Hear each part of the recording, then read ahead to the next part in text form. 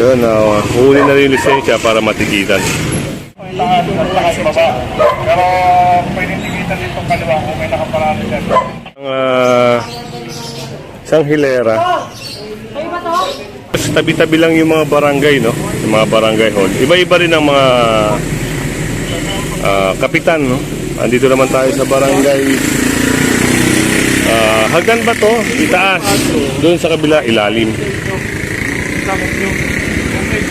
Meron ba tayo pinapatupan na one-time parking?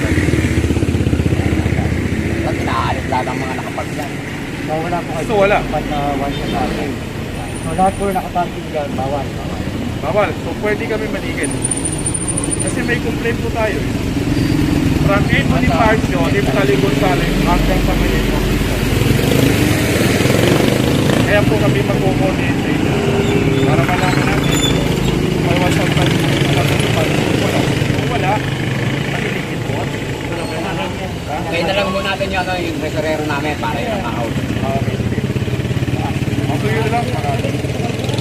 At ayun, parang hihintayin pa yung pinaka-treasurer para dito sa pag-uusap na to. And according to kay sir, bawal nga raw yung nakapark doon. At pinapaalis na raw nila.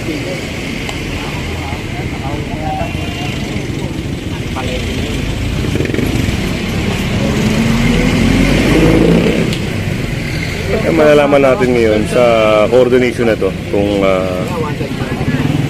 i-allow nila ng operation. Sir, pwede kayo na po yung light ako pinag-ilagan, pinamawal.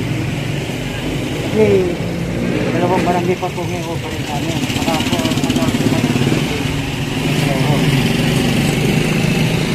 Kailangan ko lang kasi malaman para makapag...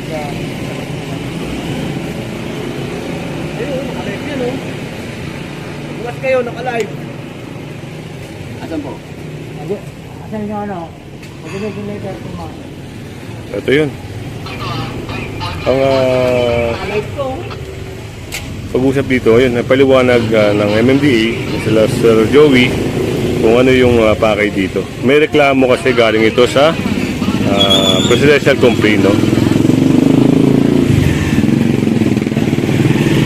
So, yun, si Sir pala ang OIC rito, no? Yan, kailangan niya kasing Maging formal ng konti. yung formal letter, na yung complaint letter at coordination letter, kailangan valid. Hindi lang, hindi lang. Pera mo nang lang. Sige po. Tapaano ako muna sa akin. Sige po, dalawa po yan eh. Kung ano, sige po, pero. At dito ngayon, tunghayin natin kung ano yung pag-uusap. Hindi ko ba natin pwede tawagan? Parang May naman po kayo magkakaproblema dyan, sir. kailangan rin yung alam niya bago ko. kaya lang, tatawagan nyo kayo sa telephone. Kung hindi naman wala akong problema, hindi natin ito pala yung telephone. Dali lang po.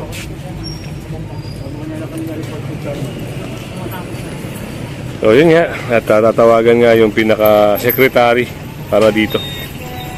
So yun mga kasama, at dumating na rin yung ano, no, yung hinihintay.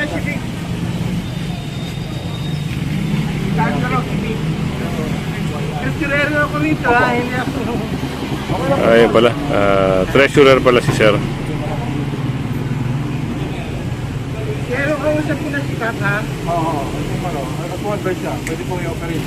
Oo, pwede yung plate. Kaya lang, sasamahan kayo ng ano. Okay. So wala po tayo pinatutupad na one side parking dito. Meron.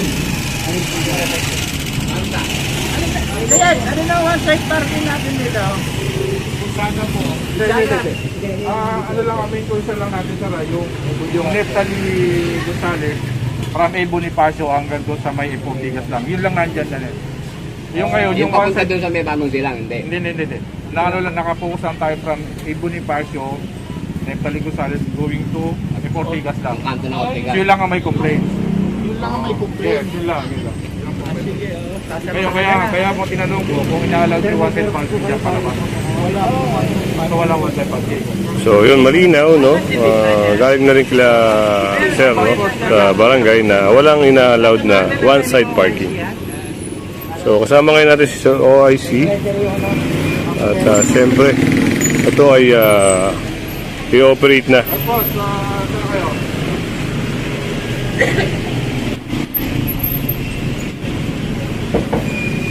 Yan sir, no? Magandang umaga. Sa kalaman lang ng mga viewers, no? Ito ay parang presidential complaint o... Actually, public concern yan. Siguro ito sa mga dumadaan dito. Kasi alternate road din kasi yan eh. Opo. So, maaaring madalas siyang dumaan dyan. Nakikita niya yung area na yan. Halos yung dumadaanan. Yes sir. So, kaya tayo nakapag-call ito sa barangay na nakakasakot para Oho. i-clarify natin kung ina-allow nila na pwedeng paradahan yung kabilang side. Actually, yung kalsada na yan na kinukubi, nakahati sa dalawa. Dalawang barangay sir. O, dalawang barangay, kumbaga yung kalsada, pinaghahatian nila. Yun. Yung may nakaparada, yun yung barangay itaas. Okay. Yung sa kabila, wala nakaparada, yung dinadala ng mga sakyan, yun yung barangay ibaba. Iba ba? Kaya tayo nandito sa barangay itaas para malinawan kung pinapayagan lang may paradaan ba dyan o wala. Kung Okay. sila nagsabi wala, kaya yun, galing natin yan. Yan, salamat Sir Joey, no? Naliwanagan na tayo ngayon. Ito ay barangay, Hagdan ba to? Dalawang nakakasakop na barangay. Ang complaint kasi mga kasama ay sa barangay Itaas. At yung pinuntahan natin kanina ay barangay Ibaba. So, ngayon, napirmahan na ni Secretary yung papel, no? Na kailangan dokumentado kasi na complaint letter, no? Coordination letter para nga ito i-operate na. So yan, tunghayan natin yung video mga kasama kung ano yung mangyayari ngayon. So yun, no? Yung task force mga kasama. So start na ng operation at may go signal na rin ng mga taga-barangay. Yan, sundan lang natin sila para dito sa operation na ito. Kasi maraming naka-illegal parking. Dito nga ito, yung mga motorsiklo rito, tapos yung mga nandito. Yun, huli na rin yung lisensya para matikitan. At sunod tayo dito.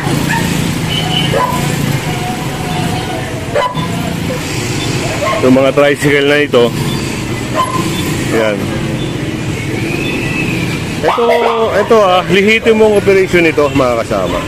Kaya pag kayo may mga complaint, ayan, email lang kayo sa MMDA at tatawag kayo sa 888 para ihain yung reklamo nyo sa area nyo. At shoutout nga pala kay, kay Mama Ophelia Wenceslao, yan. Shoutout po kay Barangay Chairman ng lugar nila. Yan, kasama natin sila Hepe ngayon. Doon, puntahan natin yun. At ito sila OIC.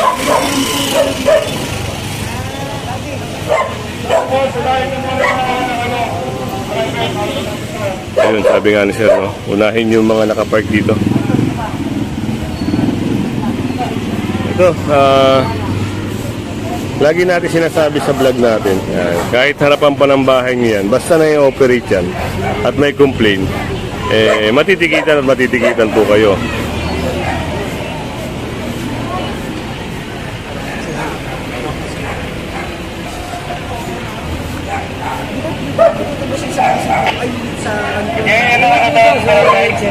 Ako ay Pero pwedeng tikitan dito kaliwa kung may nakaparada dyan.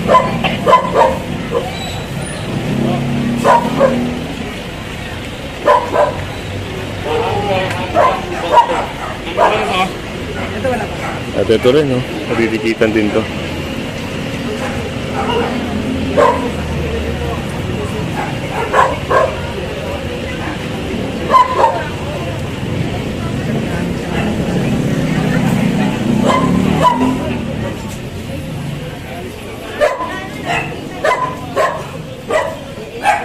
Panigurado hanggang dun yan, no?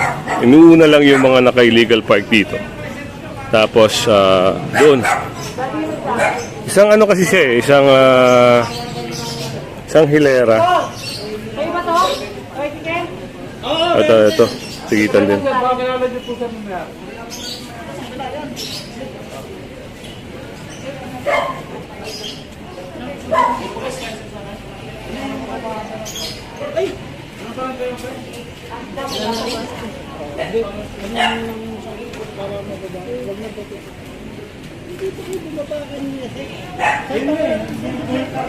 Ay, natulog ka rin.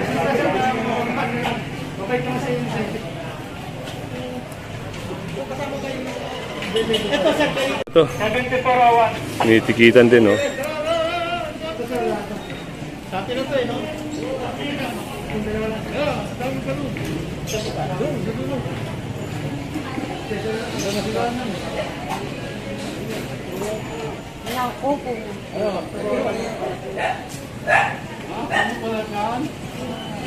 So yun, titikitan din mga kasama. Kaya titikitan nila, sir, yung mga naka-illegal park dito. Ay, binigay na rin yung lisensya mga kasama.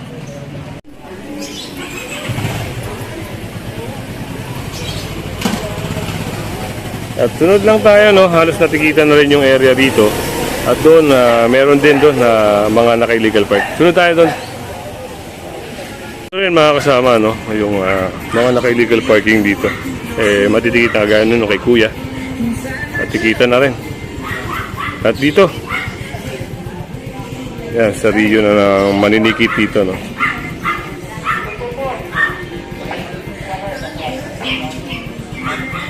So, dito tayo sa may area ng Mandaluyong sa Neptali Gonzales. Yan, parang isang lang siya. Isang street lang siya.